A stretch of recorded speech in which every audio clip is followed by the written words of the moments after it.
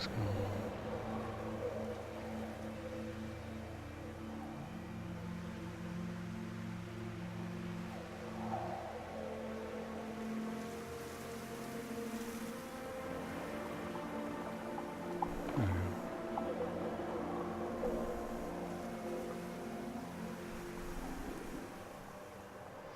Okay. The Outersphere Warlord Monologues. 300 Faces of Death. There is a world out there where everything is fine, everything is good, everything is fair, and everything has its place. You must spend your life looking for that world. This was the last thing my granddad said to me before he died. I was 5 years old and didn't understand what he meant then. I spent years wandering, looking for something I didn't understand. Now here I am, looking death in its 300 faces, and I find myself smiling. I think I finally understand what that old bastard meant. He just never finished what he was saying before they shot him.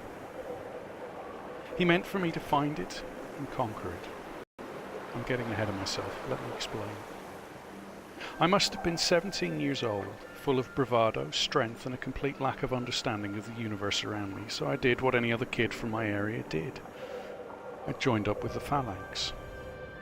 Imagine the most useless, underfunded bunch of yahoos with little to no leadership and a total disregard for their own people's safety, and you wouldn't be far wrong.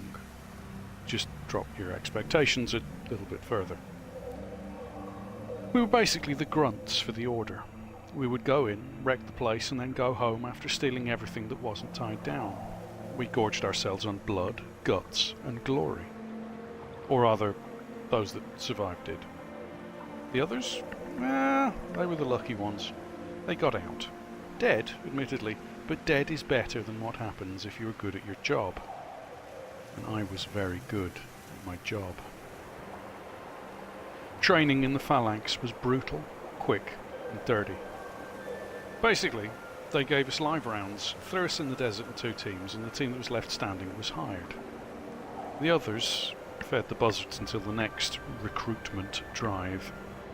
I was on the side that won, obviously. I mean, this would be really short telling otherwise. Anyway, the time came when we were supposed to get our first shot at promotion. Basically a chance at a bigger chunk of loot at the end of a campaign. Me and 2 buddies got together and decided we knew how to play the system. We were going to get all 3 of us promoted, then split the first 3 runs of loot between us. We thought we were smart. Unfortunately, every other shitface for 20 leagues had the same damn idea. When the trial came up, there were about 50 groups of 3, about 30 groups of 2, and about 100 solo knuckle-draggers. So there we were, me, Dreg, and Fishstick, ready to take on the world. Dreg was a 3-time loser, as in he'd survived 3 promotion runs, but Fishstick was fresh meat like me. The boss man sent the message to each communicator that the challenge to be promoted this year was simple. It was a race. This wasn't a surprise, since we had been dropped off in the desert with about 30 racers nearby. The only problem was that the racers were all one-seaters. So a fight started out. All those people tearing into one another was a great sight to behold, especially as we just happened to have been standing looking at 3 beautiful-looking speed racers when the message dropped. We got about 120 leagues lead before the next group managed to get to theirs. Dreg had left a little surprise for them. They got on their bikes, and then poof, they were a slimy residue on the next group back.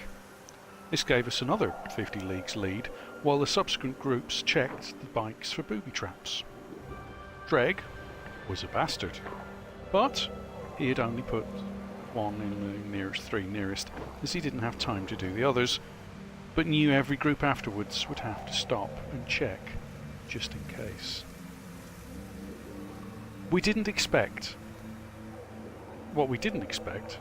was that our lovely, shiny, new racers were actually about the slowest bikes in the universe.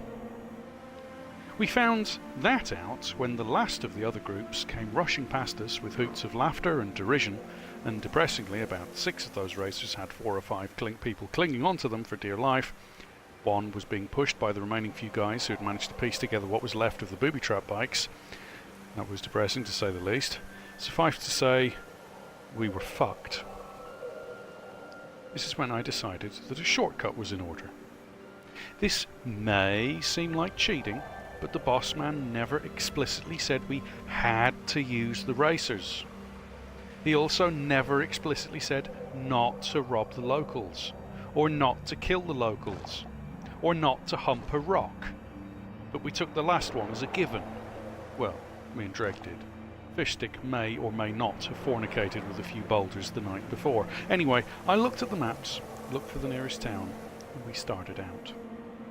Dreg reckoned we had about 2 hours before the first group would get to the halfway mark. If we had driven on, we wouldn't make the halfway mark for 6, so we were totally fucked if we didn't cheat. I mean, think outside of the box. Turns out the local town was full of very helpful people, totally willing to give us their jump ship in return for Fishstick leaving as quickly as he could, and taking his really big gun with him. Well, all apart from the sheriff, who decided that holding on to his gun rather than his life was more important. Fishstick was called that because he was a crabby bastard, and also because he stank to high heaven. So the sheriff was dead, and Fishstick got his first and last taste of wanted warrants out on his head. Seems people don't take too kindly to phalanx tactics outside of the theatre of war. Anyway, Dreg told me to fly, as I had experience with things what fly, by which he meant I had made a land kite during some downtime. Don't ask, it's something I picked up from when I was younger. Either way, things were going swimmingly. Turns out, kite flying really does have similarities with flying a jump ship, in that the more air you get between jumps, the further you go before crashing to the ground. I have to say that I was really unfortunate that the authorities kept tabs on stolen jump ships on the back order we had been dropped off on, because the local police came armed for bear. Especially once the red goo Fishstick had left behind was identified as the sheriff. Terrible happenstance really, the sheriff turned out to be a local war hero as well. So it turned out that I'm really good at flying jump ships when the shit hits the fan too. Also turns out that jump ships are much harder to land than to fly. Suffice to say, we lost the police but gained about 60 clotheslines, a chicken coop, the remains of what must have been the woman hanging out her clothes on said clotheslines stuck to the window. Dreg decided that maybe I needed some lessons before he let me have access to the pilot's seat again. We ended up making it to the finish line about 10 minutes ahead of the nearest group, and had managed to cook some of the chickens still in their coop when we landed. Dreg then decided now would be a good time to turn on us, so I shot him. Then decided I didn't like Fishstick anymore and collected the bounty on his head too. It was a great day. I got promoted, got plasma cooked chicken, and got a payday on 2 bounties, and paid off my own in one foul swoop. Sorry, resist. Anyway, the higher-ups decided I was definitely the right material for the job, and asked me to please bring more chicken next time as well. Life was easy back then. Kill and loot, then repeat. I was very good at the killing and the looting. I was even better at the repeated killing and looting parts. I got very wealthy and very disliked by pretty much anyone dumb enough to cross my path. Well, at least until they were dead and being looted. I was what some might call a barbarian when it came to warfare. I seemed to have a knack of being in the right place at the right time to avoid being killed, but in the wrong place at the right time to catch the enemy off guard. I always prided myself on thinking outside of the box, and that I could shoot like a demon possessed by a bigger demon who could shoot really fucking well. I also spent a lot of time tinkering with my weapons, making them much more devastating and much more effective at the killing part. Turns out there really is no reason to have safeties on weapons used in war, or any reason not to include an explosive payload in every shot you fire, and even less reason to worry about war crimes if there are no witnesses. It was good times. That was before the Order decided that the reputation we had garnered wasn't worth the shock factor, as it was causing troubles back in the centre. They decided to give us our walking papers by sending us to the front. Basically, they wanted us to die horribly in a battle against the White Petal Corps, then claim a moral victory by sweeping in behind us and killing the remaining WPC troops off with ease. They didn't count on us actually winning, especially as they had failed to tell us that the guns they had given us were flat out of ammo, and the ammo dumps were all booby-trapped. Anyway, we decided that the White Petal Corps wouldn't booby-trap their own ammo dumps. This was right, they didn't, but they also didn't leave them totally undefended, as some of my less intelligent compatriots had surmised. You would be very surprised to hear that a lot of phalanx died getting replacement kit clips, and even more died trying to get out of the heavily fortified White Petal Corps ammo dump. So there was about half of us dead by the time we actually started really fighting back. Or at least not just running around screaming, "I'm gonna die, please God, I'm gonna die." Which is what some of our troop decided was the safest course of action. Or the few guys who stuck their heads literally in the sand and hoped that because they couldn't see the enemy, that the enemy couldn't see them. I was really looked up to in the phalanx. I could actually walk, talk, and chew gum all at the same time. Most of my platoon couldn't work out which was the dangerous side of the gun, and a few couldn't work out that they were actually dead and continued fighting long after there wasn't much really left of them. The phalanx really were a special kind of force. Then things got really interesting for a while, what with the White Petals sending in their elite troops to try and kill us, the Order sending in their cleaners to try and kill us, and the Peacekeepers deciding that they would send in theirs to try and kill us. They didn't, just in case you were thinking I was a ghost. Anyway, after about 6 weeks of fighting and about 5,000 dead elites, 4,500 dead cleaners and 2,500 dead peacekeepers, the peacekeepers had a bright idea. Instead of sending troops in to kill us and have them die horribly, they would hire what was left of us and use us as replacement peacekeepers. This is how I ended up working in law enforcement. It was a dark period of time for me. I made fuck all and spent a lot of time frequenting donut shops. Did you know that police eat donuts because they taste really nice? Anyway, this is also when I made most of my lifetime enemies too.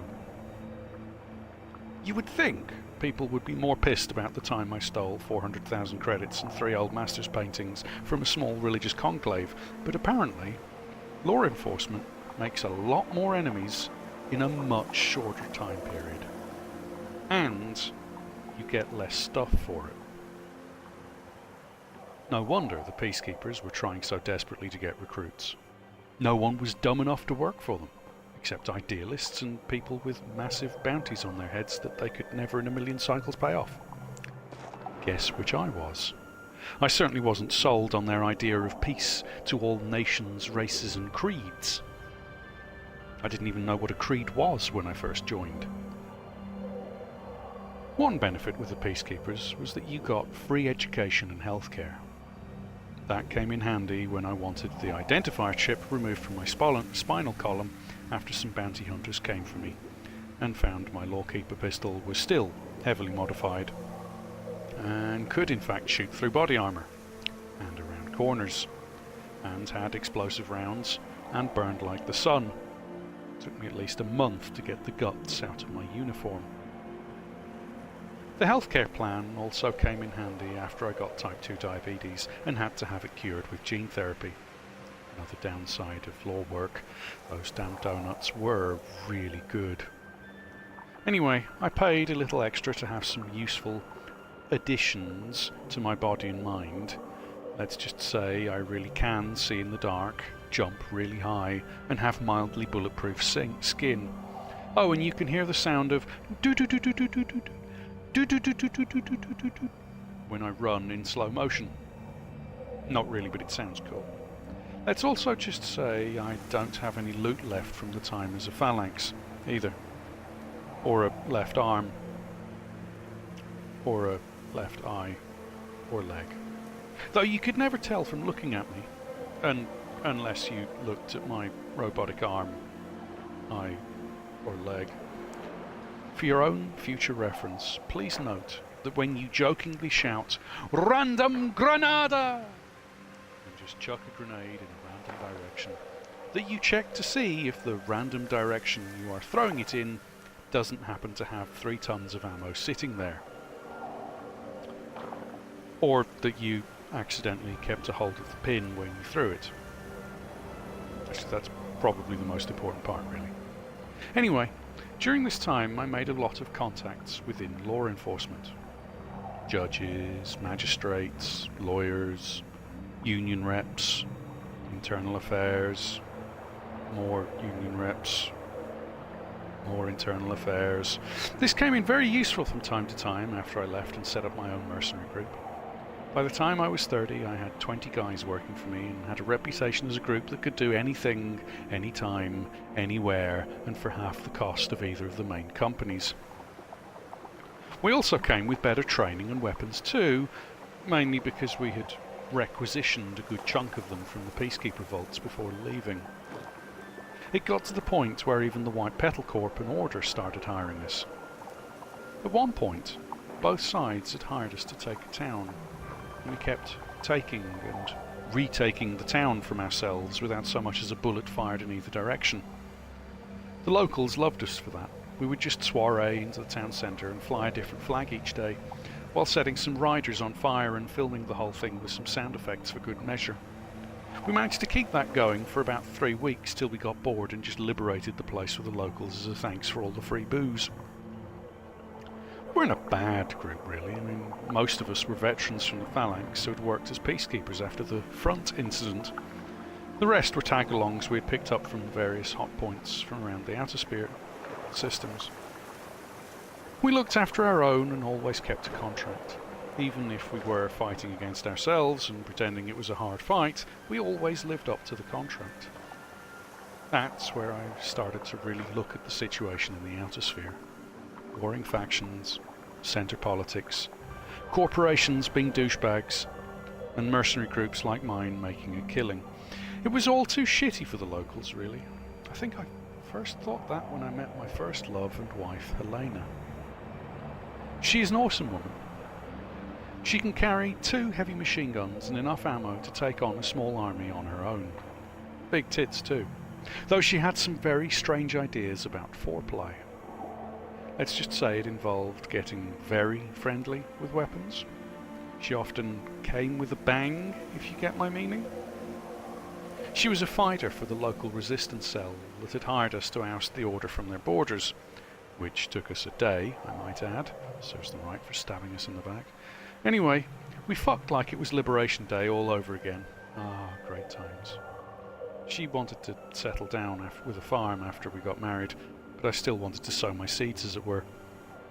I still visit occasionally, dropping off any goodies I think might help with the farm.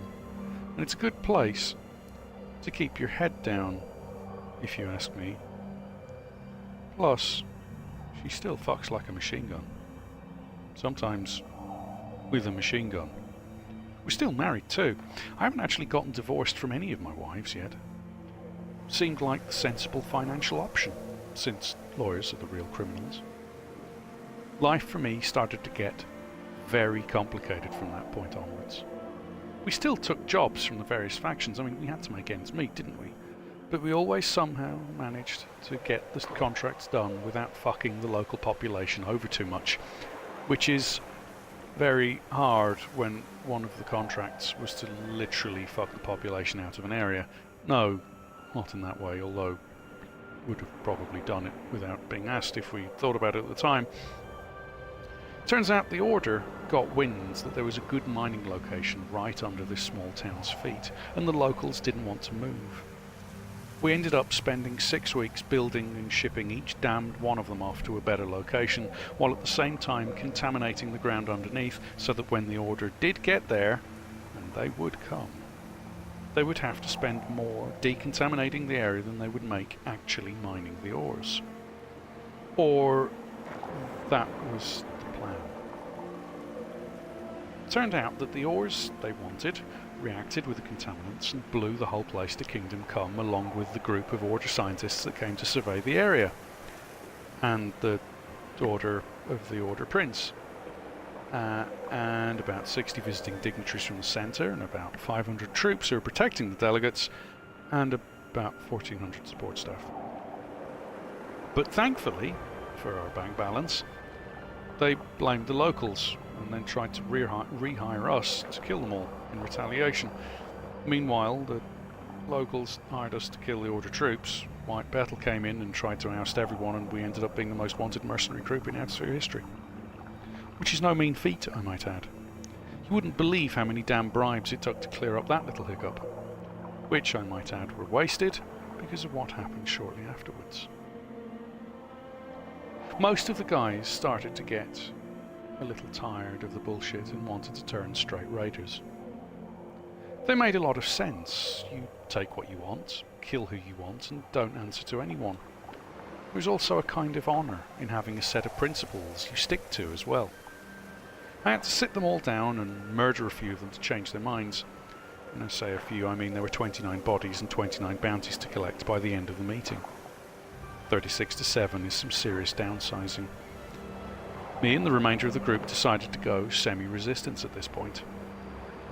We were basically raiders, but we would only hit the Order, White Petal, Centre Forces, the occasional town, city, transport, research centre, brewery. We hit a lot of breweries actually. Travelling circuses and farms. Basically, we killed anyone who wasn't known to us as friendly. Or just plain known to us. That sorted the conflicting interests right out. But we never hit anyone who couldn't afford it, and we donated a lot of goods to schools and churches, apple pie factories, the local prostitutes, and pretty much every bar and den of inequity that happened to pop up. Strange how a lot of towns started welcoming us as heroes, considering what we were doing. I suppose it was all the business we brought in, and the taxmen we strung up. I grew to trust and rely each of the remaining 6 of my little company. We became known as the Outersphere 7. There was me, and I'm telling you about me, so I don't need to say too much, otherwise this would end up being an autobiography of a person telling you an autobiography of a person telling you an autobiography ad infinitum, and unless you're into Asimov, that gets very boring very fast. There really isn't much to say other than I'm a fearless leader who is smart, cunning, intelligent, quick-witted, brainy, clever, bright, intellectual, totally not reading from a thesaurus at this point, sexy and smart. Did I mention smart? Either way, I'm the boss of my own story, so I'm going to portray myself however the hell I like. If you don't like it, tough shit, you brought the stupid book anyway. There was Sally, who was a real mean bitch with a knife fetish. Nothing more to say about her, really, as she would kill me for telling you about the times we totally didn't sleep together. We totally did, by the way. She's tall, looks like one of those ancient Norse goddesses, in that she's hot. Not that she looks like a really old person with saggy boobs and wrinkled skin. She's also our pilot, and damned good at it she is, but don't let her read this book or hear me say that, as she also has some serious ego problems. Most of the time this is well deserved. I mean, she does hold the fastest slingshot record for a black hole. She has killed more people with her tits than anyone else I know, and she can clip the wings off a fly at 50 paces blindfolded, throwing a 10-pound knife backwards. But her shit does stink, contrary to her claims it doesn't, and yes, it was her who caused the veneer shit slide of 22. Okay, I may have accidentally blocked the veneer silage tanks, and that may have caused a slight methane build-up, but the spark that set the whole explosion off was caused by her insistence to throwing her damned knives into every damn barrel around. Even the red ones that are clearly not designed as targets for knife-throwing practice. And there's Benny, who's a big dumb son of a bitch, but you could rely on him to side with you no matter what you said or did, plus he can lift anything. And I mean anything. He once lifted a Land Cruiser and flipped it. If you can imagine a tank covered in muscles that has done a lot of steroids, but has no sense of danger and is loyal to a fault, that's Benny. He also always wears the same damn shirt all the time. Now, I'm not saying it's dirty or anything, but damn man, even the food stains have food stains. He also eats about as much as he earns, and he earns about as much as he can carry. Trust me, he eats a lot. If he isn't working, eating, sleeping, or working out, he's probably eating, sleeping, and working out at the same time. But bless his dirty-ass nasty shirt that's seen more dirt than a politician's seen bribes, he is loyal. And there's Derv, our sniper. He has never missed a single shot, but also has never smiled once. Miserable bastard. But I always want him watching my back. He's about as skinny as Benny is large. I swear if he turns sideways he disappears. He eats nothing but ramen noodles, of which he is mildly allergic, i.e. for your own safety, never go to the toilet after him. For someone who is such a good shot, you kind of wonder how he manages to miss the toilet bowl from half a foot away. He has waist-length hair that is almost as well kept as his guns.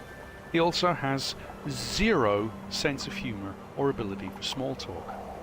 Getting stuck with him for an hour in a drop box while waiting for pickup is like spending a week in a sensory deprivation tank.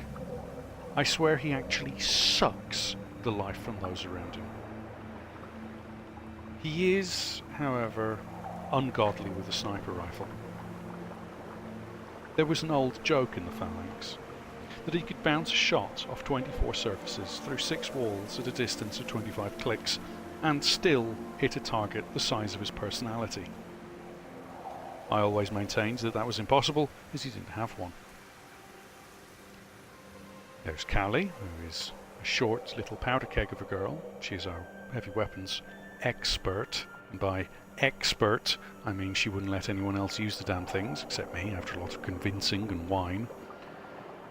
She is as short as Sally is tall, but equally as beautiful. She is like some oriental lotus leaf quivering in the breeze, showering all those around her with the glowing light of her personality. She is also a computer tech wizard, and has hacked my console so that no matter what I say about her that's negative, it always comes out as a positive. Hence me thinking that she is a super nice, friendly, wonderful peach of a person who cares deeply for all those around her and makes everyone smile with her beautiful sense of fashion. I shall stop writing about her for now, as she would change anything I said about her anyway. She's actually a really nice girl, but her sense of boundaries leaving me wanting her company all the more. See what I mean? Oh, she's also my 9th wife too. Then there were the twins, Violence and Violates. No, that isn't their names, but you'd have an easier time sucking on a black hole than getting Darren and Sarah out of them. Violence, or Darren, was exactly as advertised. He was a ball of hatred wrapped up in skilled hand-to-hand, quick-shooting, violent tendencies who loved his double pistols more than he loved his own sister. Which is a lot, by the way. Oh, and he has an awful moustache that he refuses to get rid of. He looks like some kind of 25th century dwarf porn star. Not that I know a lot about 25th century dwarf porn stars, but I assume they're about as good as 28th century dwarf porn stars. In that, if you find yourself watching them, you really need to take a long look at your life choices. There isn't really a lot to say about Darren. He's short, like endearingly short. Like unable to reach the top shelf at the local market kind of short. Like stands up to go down kind of short, if you get my drift. But he swears that he is average in height and that everyone else on board is just giant kin. He certainly is average for a dwarf. He dresses very snazzy though. His boots always have exceedingly tall heels in them, which serves to make him look even shorter than he is. But he complements these overly snake-skinned boots with a white tuxedo, so he kind of looks like the dwarf version of the classic movie from the 20th century, Saturday Night Illness. He even totes the same golden medallion around his overly hairy neck. There is a very good reason he has his own shower, and nobody ever tries to use it except the cat, and even the cat comes out choking on hairballs that are not his own. He is a nice guy though, and the best man at all of my weddings, although he has no sense of timing whatsoever. He once ran down the aisle, panting and puffing, while madly waving the ring about, which would have been fine except the fact we had finished the service 3 hours earlier. He's always late. It doesn't matter if it's getting up in the morning or heading up an important mission, he's always late. He also takes longer in the bathroom than anyone anywhere. Like you wouldn't believe how long. He swears that it's because he's reading in there, but I swear War and Peace takes less time to read backwards, one letter at a time, with your eyes closed. I love the guy. Him and Benny have always got your back, even if one of them is a quarter the size of the other and probably can't see over his inordinately large hand cannons.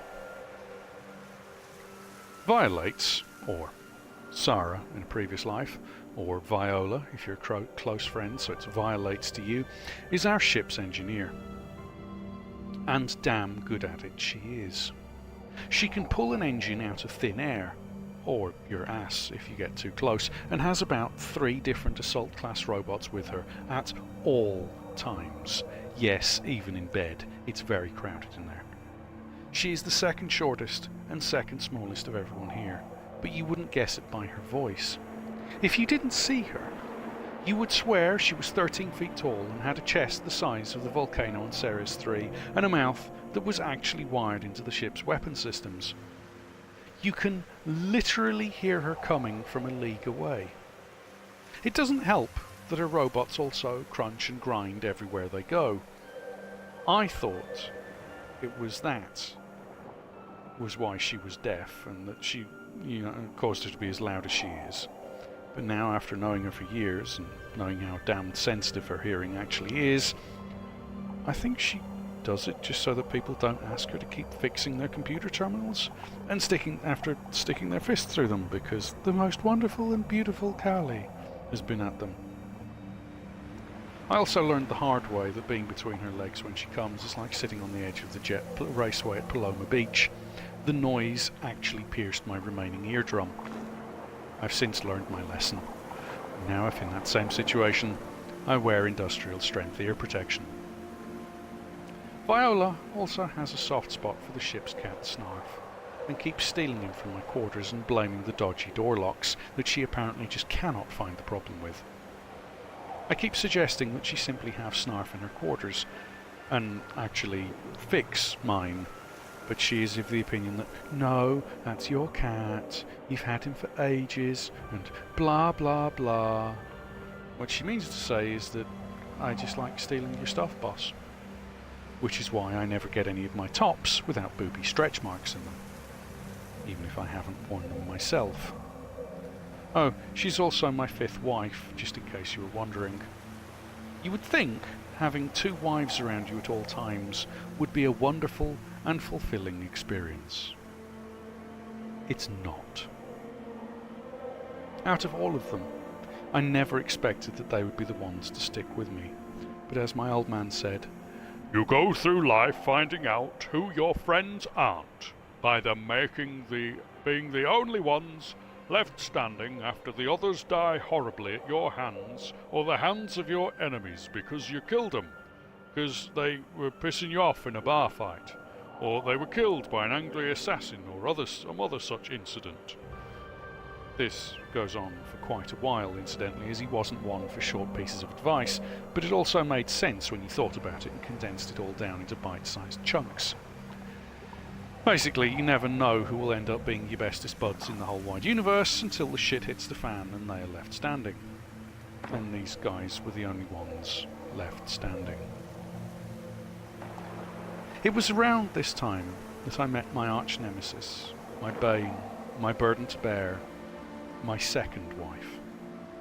She is also the only one of my wives I truly fear, and the only one who has come close to actually killing me. Several times. In one night, at one point. We met after me and the Outersphere 7, or Oz, short, had liberated a town from the White Petal Corp. We were happily toasting our newfound fortunate friends, to whom we provided most of the loot to. Basically, we were pissed and easy targets. Derv was the only one of us not in full merriment, and glad of it I am to this day, and was cleaning one of his many rifles when a commando unit led by my wife-to-be turned up and started to kick the new local's ass. I tried for my gun, but the bitch, most beautiful woman in the universe, caught me fair and square, and with my trousers down around my ankles while waist deep in a wench. Before I could get into cover, she had me in cuffs and I was being marched to her shuttle. It was then that Derv decided it was about time he demonstrated what made him the best shot in the Outersphere, and shot the chain off my handcuffs, preceded by the same bullet dropping 22 of her Sybil, in case you're wondering, best guys, and forcing both me and Sybil into cover. I say forced me into cover as well, but truth be told I was still stinking drunk and just followed the immense cleavage and tight-fitting uniform that Sybil had on at the time, much to Derv's annoyance. It was in this cover that me and Sybil got better acquainted. Basically, I kept hitting on her and radioed to the others to frame her for my escape, got another hunter-killer squad sent after her, and so she eventually relented and decided to join up with us for a while. Begrudgingly, I might add. It wasn't till she started seeing what the local folks were actually going through that she started to be more than just a pain in my ass. It was also then that she fell head over heels in love with me, and tried to kill me a few times. She's like that. If she likes you, she tries to kill you. If you survive, you're worthy of her attention. I started to see the benefits to having a psychopath for a wife too. As many assassins learns the hard way that Sybil is quite possibly the toughest woman alive. She would make Valkyries turn and run screaming for their lives. She is deadly with almost anything she can get her hands on. You know, she once killed an assassin by beating him to death with her breakfast. I know it doesn't sound that impressive. It's only when you realise that she was having porridge that you realise the reality of the feat.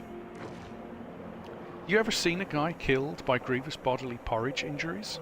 It's not pleasant, but very funny looking. Anyway, that was when she started telling us about the political transports. We hit this one ship. Big motherfucker it was. We boarded, killed off any resistance that happened to stick its head out, and got all the passengers into the main hall of the ship. It was full from one side to the other with all sorts of politicians and dignitaries. Do you know how many politicians actually make a difference? About 1% of them. The rest are about as useful as waterproof tea bags, or worse, like tea bags with shit inside of them instead of tea. Besides, the 1% usually get assassinated, so you never actually see the 1% unless you're extremely lucky. Or the assassin sent to kill them. In which case, you are a douche. Fancy making a living killing folks for cash. Actually, never mind, I said that. These were the creme de la creme of shitbags. They were all on some fancy tour of the Outersphere to see how well their policies were working. That is to say, not at fucking all. These were the bastards that decided it would be a good idea to cut the funding to the medical centres, the schools, the public parks, and the security forces out here, the only thing the Resistance was grateful for, and so I was none too fussed as to what happened to them. It was then this poky little fellow with white hair, orange skin, and far too expensive a suit for a politician swaggers up and starts spouting the common, "Do you know who I am?" and the usual, "Do you know who you are messing with?" type of grandstanding these shits love so much. He was all puffed up and trying to seem statesmanlike, and had some skinny bimbo hanging from his arm. She was as thin as a rake, but had a totally real set of huge breasts on her that made her look like an upside down dick and set of balls. I looked him in the eye and said, "Can I ask you some questions?" He said, "Okay, if you must." I said, "Do you see the robotic leg?" He said, Sure, I see your robotic leg." I said, "You see the robotic arm?" He said, Yeah, I see you have a robotic arm." I said, "You see the robotic eye?" He looked for a moment and replied, "Yeah, some top quality work you have there." I think that's what he said. I wasn't really paying attention to him. I was looking at the bimbo on his arm thinking, I would break you. Anyway, I said, "Thanks. Now for a few more questions for your lordship, if I may."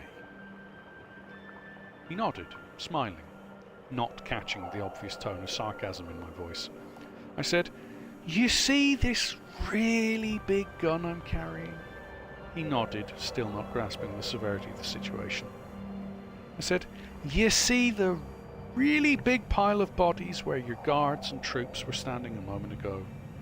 He looked, following my finger, then nodded before looking back almost incredulously, not grasping the nature of the exchange going on. I said, "And do you see these 7 scary-looking folks I have behind me who haven't even a scratch on them?" He nodded again, beginning to fathom the shitstorm he had just worked himself into. I said, "And finally, how many fucks do you think I give about who you are?" He thought for a moment. You could see the wheels and gears in his head spinning as the realization settled in. He gulped and said, "None?" A look of desperation came over him at this. So I shot him in the face, leaving a smouldering mess where his head used to be. The walking upside-down bimbo penis as he was with fell to the floor crying at this point, so I shot her too. I can't stand someone crying over an arsehole. I can't stand fake bimbos that look like I would break them, crying over an arsehole even more. The next fella who walked up was a slimy-looking shit. Pointy nose and chin, and the sort of demeanour that demanded being punched in the dick. He had on an equally expensive suit that looked like he was used to kissing arse and lording it over those less fortunate than himself. He came up smiling, some fake shitbag of a smile, and said in a creepy kind of way, "Hi, my name's Tony. May I say that you look like a kind man with exceptional taste? Could I interest you in perhaps letting me off this ship for a large sum of cash?" I smiled and said, "Sure thing." He handed me a briefcase he had with him. It was full of gold, jewels, and what looked like about 1,000,000 credits in 100-credit notes. I thanked him kindly, walked him to the nearest airlock, patting him on the back, saying, "You certainly understand the situation you find yourself in much better than the other fella. Toady, wasn't it?" He smiled and tried to correct me, while not really looking where he was going. But before he finished, I pushed him into the airlock and closed the doors to him. You should have seen his little face light up as he realised there was no ship on the other side. He turned around and tried banging on the door, saying, "This is not what I meant."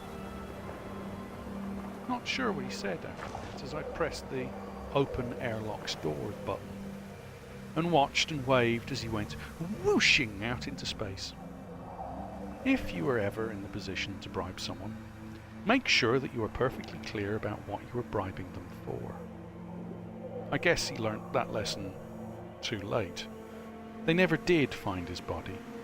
I like to think he's up there somewhere, floating about with that look of realization and terror permanently frozen onto his beady, pointy face. The rest of the group started looking from person to person, then back to us, not really sure what the protocol was in this instance. This is where I would have thought they would have started at least fighting to get free. But you would be amazed how little backbone most politicians actually have. I decided I'd given up on the idea of using them as hostages for any kind of reparations or concessions towards the rebels, and decided that I would simply smile, wave, then open fire. It was like shooting fish in a barrel, except these people had less backbone, probably less brains. We took what we wanted from the ship, then blew the ship too. It made the central news, that did. They blamed it as an engine malfunction. We knew we could get away with anything from that point onwards. We started getting much bolder in our raids as well. Sybil would use her contacts to find us a valuable target, and we would drop it off the radar, so to speak. Sybil wanted to make an example out of everyone that we came across that was running Central Colours, and so it got to the point again that we were wanted by everyone from the White Petal Corps to the central government to even the military breathing down our necks. Sybil got very crafty as she got more open in her conflict with the various factions. It wasn't soon before she wanted to run one of the resistance cells that had taken over one of the moons and start making more of a difference. I still see her from time to time. I mean, we're still married, but it's usually bad news when I do. In fact, it's always bad news when she contacts us. I don't think she's forgiven me for not joining her, despite her saying at the time, "Don't dare think of following me, you're too much trouble." Which I later found out was code for "Don't dare think of trying to be the boss of me, but you had better come and join up, or else." I only found this out after I accidentally listened to a conversation between 6 of my wives during a party for my youngest. They thought I was asleep and started comparing notes. Not all of it was all that glowing, so I'll leave it off my resume for now. What to think of it? It was Sybil that got me into the current pickle I'm in.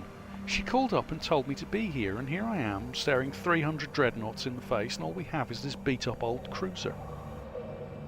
Anyway, where was I before slipping back to the certain death that is at hand? Oh yes, I was about to tell you about the planet we stole. Yes, planet.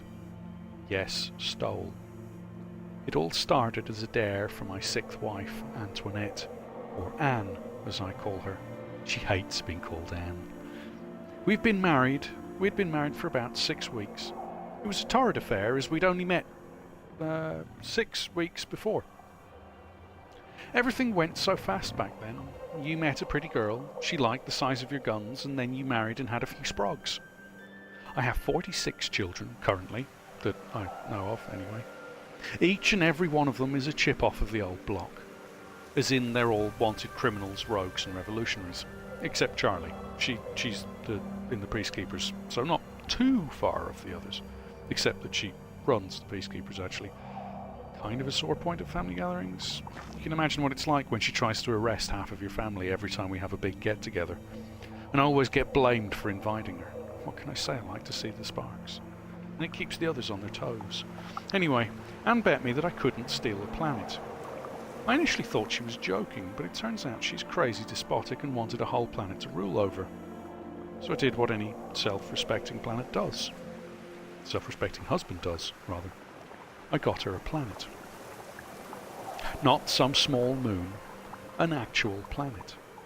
I did it by heading to the centre's military dry dock and liberating one of their Star Killer class cruisers. The one I'm currently about to die on, by the way. It's called a Star Killer class cruiser because, well, it killed stars. The military are not very imaginative when it comes to class nomenclature. They tend to find it easier to see if they're screwed or not when they see a rival ship. Let's see, there's the runner class, which is for running about. The jump class, as in it can do jumps. Dreadnought, big, like really big, like where the hell did space suddenly go kind of big. Starkiller. And Bombard class. And those are just the big ships. There's also a whole array of smaller ships that do different things, like fighters and bombers, transport and landers. As I say, not very imaginative. Not like the White Petals and their 100,000 Cuts class fighters, or their Hidden Blade Loud Snake class cruiser. They kind of take the piss, actually. By the time they have described the enemy numbers to their commander, it sounds like some weird haiku anthology. Yes, I know what one is. I swear they invented the super long-range scanners just so they could have time to say what was coming. Their names for guns are just as bad. Most people settle for pass me the shotgun. They would rather say pass me the tread softly with a big stick and slicing jaws gun, or tswabsaj gun. Imagine an entire elite military unit that has to learn to speak in weird acronyms or poems before actually getting anything done. I suppose it's better than Phalanx's nomenclature of big shooty stick. Anyway, we got this cruiser, relatively easily I might add. Apparently no one has the balls to steal one from the dry dock before. We flew it into the nearest asteroid belt while Viola got the ship drive online. She also hooked up the main cannons to a series of gas canisters and electrodes so it looked like the main cannon was charging up. It wasn't, but it sure did make the remaining security forces jump when their ship they thought had basically been a shell started charging its main cannons. They were still kissing their asses goodbye when we were out of the system and well on our way to the Outersphere. The news reported that as a decommissioning of one of their ships going to plan. We only found out when we got to the Outersphere that one of the reasons it was in dry dock was that its reverse thrusters were a little temperamental, as in missing. This led to several misunderstandings at the first 3 docks we tried to land at. Viola managed to work the front-facing cannons into makeshift thrusters by pumping oxygen and hydrogen and igniting the whole thing while in a spacesuit just before we hit the last of the 4 pads at the Rebel base of S.H.I.E.L.D. They weren't as impressed with our acquisition as we were, or rather, they weren't as impressed with how little systems were actually there. Thankfully, the main cannon was actually working once you plugged it back in. This took us about 3 weeks of pissing about to discover, by the way, not one of Viola's best moments. She had been racking her head for 3 weeks solidly when I was trying to get one of the blenders working in the kitchen and plugged it in, and it turned out to be the main cannon. Shame we found that out where we were, really. S.H.I.E.L.D. was a lovely base of operations. Now it's a lovely gas cloud. We don't speak of this time much. Anyway, once it was up and running, we made our way to the nearest inhabited planet still under central government control. A lovely place called Paradise. As big a misnomer that usually was, this was actually pretty nice. It was a big tourist attraction at the time, and you'd be amazed at how easily the local government handed over complete control of the system's defences when we destroyed their third sun. You would also be amazed at how much bad press we got over that too. Anyway, I renamed the planet A Gift for Anne, and picked her up while Violence had fun with the orbiting satellites and quashed the local military resistance. The central government sent a small contingent of military ships to try and persuade us to release the planet, but it also turns out that we had the only Starkiller class cruiser left in the Central's fleet, as they surrendered when we flashed our big gun at them. So that's how we ended up with a small fleet of ships at our disposal. The rebels forgave us for the slight S.H.I.E.L.D. incident when we suggested that they might like to captain the 13 or so ships we'd just liberated. This was when the central government decided to pull most of their military back to home space to defend against other acts of cowardice and brutality that we were apparently guilty of.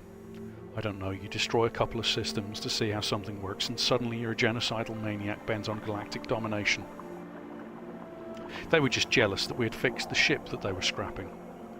It could also have been the experimental shield system that they'd installed in the ship before we stole it, or the experimental drive, or the slightly cutting-edge, one-of-a-kind missile system that could grab asteroids and use them as larger munitions by charging the asteroids with dark energy before unleashing one of the most devastating barrages of hellfire the universe had ever seen. They may also have been none too fussed by the fact that no one was supposed to know that they had this technology, especially as it was them that had managed to make it illegal in the first place. Oh, and there was also the heavily modified stealth drive that Viola had stolen from one of the runners on the way through the dry dock on our way to the super-secretive Starkiller that the central government swore they weren't developing.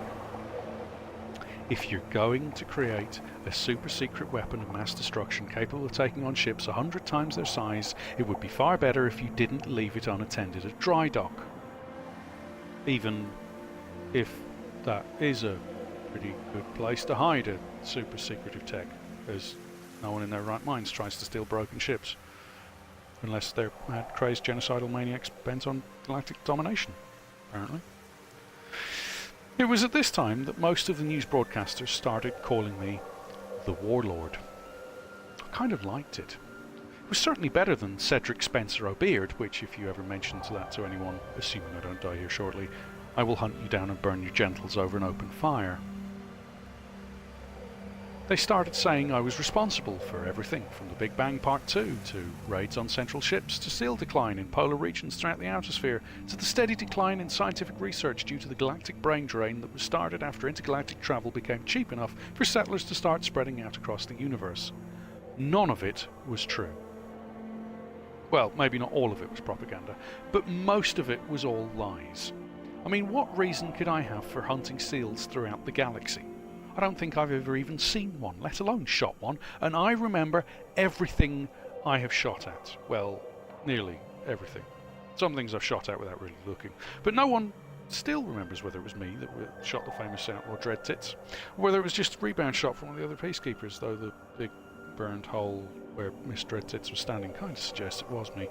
Anyway, we gave Anne the planet and started guarding the ferries to and from the planet while she got settled in. She declared independence from the central government the next day, and within a week she had the place running like clockwork. When I said she was mad despotic, I meant it. She started working on building an army that would help her overthrow 6 more planets within a day's jump of a gift for Anne. She still hasn't renamed the planet, by the way. It's on all the star charts too. Sybil got kind of jealous of the attention I was giving Anne, and so I had to get her a couple of planets too, which I named Sybil 1 through to Sybil 6. She did change the names of the planets though. They're now called my husband's massive arse and exclamation mark. You tried telling someone that you're heading to a planet called exclamation mark. And yes, that's also in the star charts, all nicely grouped and visible to anyone who chooses to look. I'm just glad I didn't give her a couple more. She could have been even more creative. Plus, thankfully, the planet Shit for Brains was already taken. Apparently it was a translation error that just never got fixed. Anyway, the nickname of Warlord kind of stuck with me. It was funny.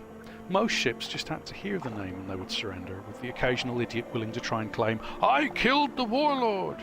To which they always ended up having, "I was killed by the Warlord," on their tombstones. It's funny what some people will do for fame. What was I telling you about? Oh yes, impending doom. Well, here I am, 300 dreadnoughts staring at us, and all we have is this small cruiser. We might be able to kill 3 or 4 of them, but our shields won't last. I guess I should have really read the attached message with the coordinates that Sybil sent over. I really will never learn.